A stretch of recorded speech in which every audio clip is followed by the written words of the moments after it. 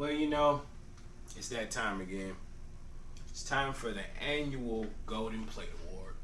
And it wouldn't be a Golden Plate Award or an episode of NerdPlate if Shogun wasn't here to say something to the people out there.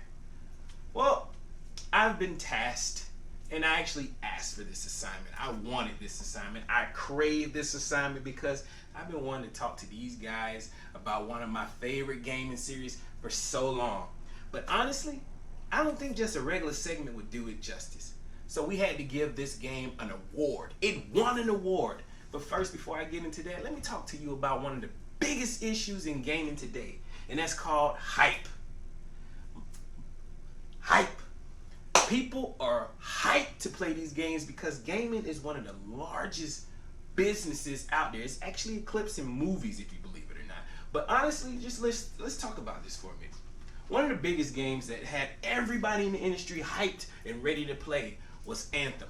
Anthem came out with the dreams of you being able to pilot your very own mech suit a la Iron Man, where you could fly around the world with all of your buddies, saving the planet, rescuing, getting new loot, and just being the coolest badass on the internet. And guess what? When that game came out, it failed. It plummeted. It was a pile of, I can't cuss here, but you get it. I'm gonna put a dolphin noise right there. But it's a big old steaming pile of, and if when you talk to all of your friends, you're like, hey guys, this game looks pretty cool. I can't wait for it to come out. I'm gonna buy it day one. And guess what? When I bought it, or actually when I played it, I was like, oh, this game, it don't look like the commercials. And all the cool stuff I saw in the commercials, can't do it in the game. I don't think this game's that good. It was terrible. It was a horrible experience. To this day, I'm still mad at Rock Band, but we're cool, whatever. But nevertheless, Anthem would not be the only game that ever built up that much hype. This year, we're gonna give an award for the next Anthem. The Anthem to be the Anthem Game of the Year. The NerdPlate Anthem Award goes to none other than my favorite franchise, Battlefield.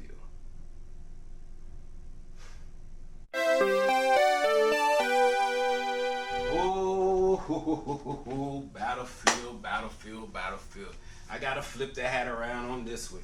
It's time to get into gamer mode. Battlefield is my favorite franchise, and oh my God, did they do everything in their power to destroy it this year. Let's come up with the concept. Let's come up with the concept of an all-out warfare.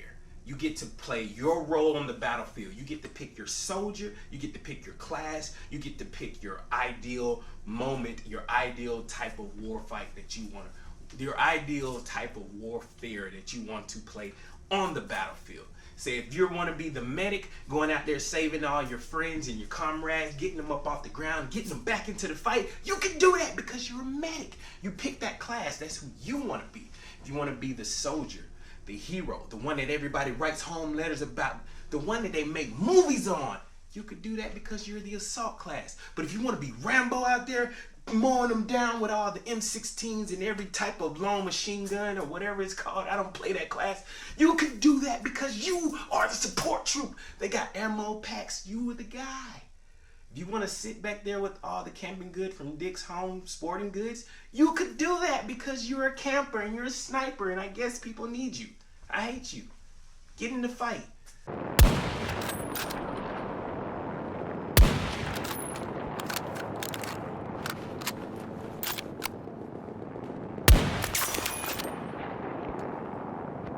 You could do that.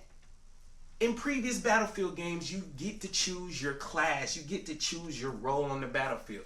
This year's Battlefield 2021-42, they said, screw it. We don't care. Kick it out the door. We don't need it. You get to play whatever you want to be. If you want to be an assault guy with all the ammo packs and drones, you can do that. If you want to do the sniping with a rocket launcher, you can do that. Let's make everybody accessible to all the tools. It doesn't destroy the gameplay. Guess what? It does destroy the gameplay. It actually makes the game lose its identity. That's the number one issue with Battlefield. What is this?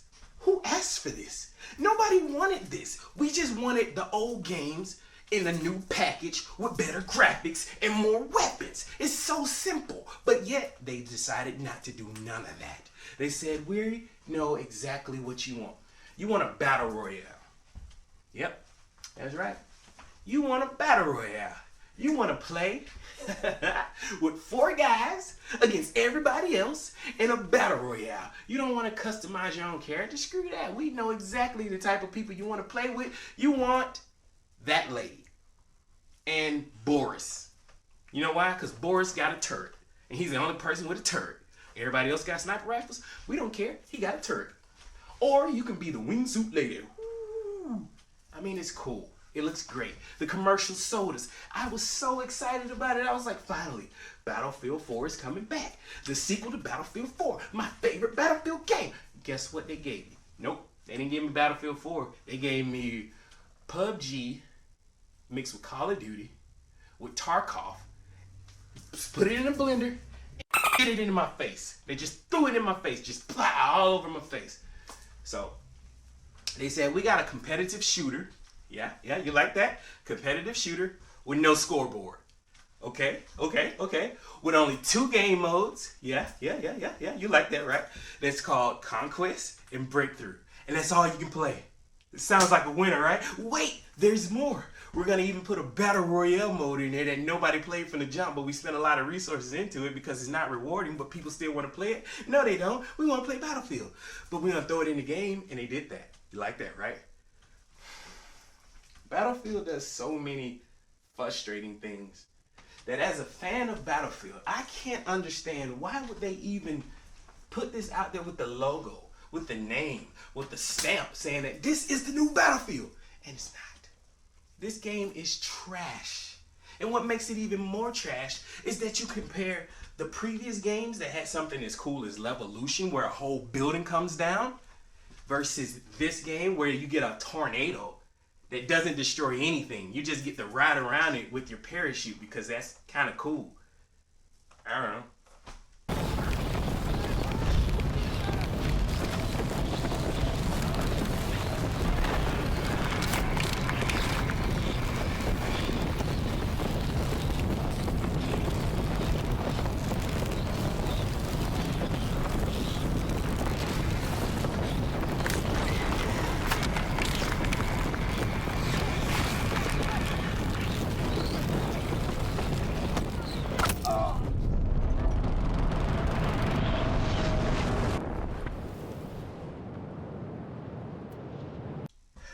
Battlefield did so many things previously that were leagues beyond the things that it does this year that it's like, this can't be made by the same people. And then when you compare what you thought you were going to get with the videos, the promotional videos, and you're like, oh my God, look at that. We're doing this stupid cool Battlefield things. And then when you get the game, you can't even do that. Jesus Christ, they just added Team Deathmatch as if that was something cool. Bro, you released a competitive shooter without Team Deathmatch. How does that happen? How are you in business? Who have you been talking to? Because it's not the gamers. You don't listen to us. Hey, I know EA. You got all the money in the world. You don't need me. I'm just some internet troll guy on the internet shooting videos through my phone. But guess what? I spent $100 on this game. And I feel like you just crapped in my face. You took all the good times that I had with my buddies, and we tried to force ourselves to have fun with it. But this game is just broken. It is broken beyond repair. That's why Battlefield 5 has more players playing it currently than Battlefield 2142. And it's the brand new game. And you know how I started this whole segment off with hype? Oh yeah, the hype train is dead because Season 1 is going to continue up until March. That means they're not going to change anything else with this game up until March. The only saving grace for this game is Portal. Portal is where you can play all of the original, not even all, but the majority of the classic Battlefield games into one mode. It lets you mix and match different elements of previous Battlefield games into one battle. It is cool. But the problem is it shows that this game could be so much better if it didn't lose its identity in the process of trying to create something different. When people are having more fun playing the old games than the new game that just came out, you got a problem. And the fact that you can pick and choose what type of game you want to play in portal mode shows even more missing features, like no server browser. You can't pick the certain type of stage that you want to play on. You just got to keep going in rotation and playing these same games. And even if you play a map that's kind of cool and introduce you to something new, you find an issue on it. Like maybe they'll put a target on top of a building. Hey, that sounds like an interesting point. But when the only way to get on top of the building is to get into an elevator, and then once you get up to the rooftop, the opponent team, your opposing team, has a tank on the roof. Wait a minute, huh? How you get a tank on the roof? Well, in Battlefield 2142, you can just drop in any kind of weapon you want from the little crossbar. I mean, Battlefield is a cool game in concept, but in execution, it fails over and over and over and over again. So here at the NerdPlate, we got the Golden Plate Award, and I gotta give Battlefield 2142 the first annual Anthem Award because your game had built up so much hype and goodwill with the community just to have you shit in our face. I hate to see a studio go down because the EA is trying to make changes, but as a long-term Battlefield fan, I cannot recommend for anybody to play Battlefield or spend money on this game. It's horrible, it's trash, and it doesn't deserve the money that I gave it or the love and the time and the energy that I put into it. And I can talk about it because I played a couple hours. See the little screenshot below. My name's Shogun, and I'm dropping the mic on this one. You deserve nothing. Not even the energy that I put into making this video or the time that Rockman and Leroy has put into showing it on this podcast. I'm dropping the mic because I'm done with this.